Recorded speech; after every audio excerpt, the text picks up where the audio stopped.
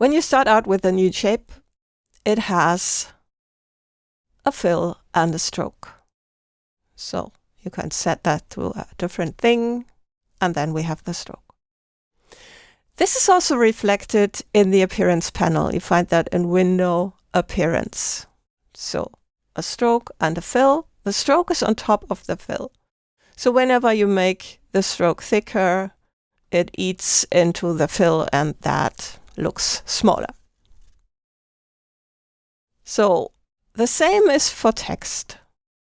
If we have a text here, it also has a fill and a stroke, like here. You don't see it in there because text is like a group. It's a group of characters. So when you double click here, you get a fill and a stroke. So I'm going to set this to none so that it's invisible, and then click up here. So now we can build this new.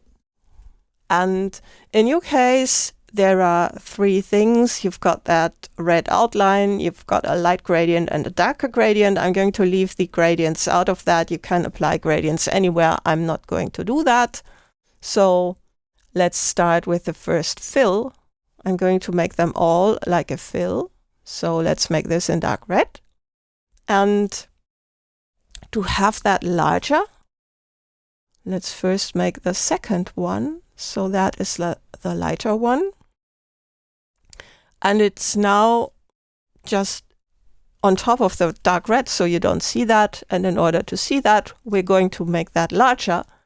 And you need to do that by going to Effect, Path, Offset Path. And you see, and once you're doing that, it gets larger and you see it.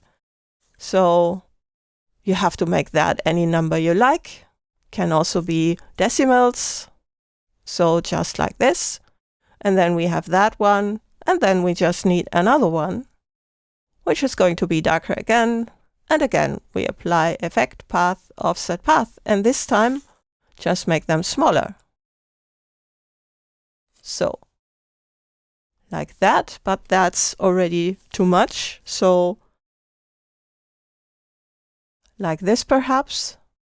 And you see, now you have the smaller one inside once you have that value correct.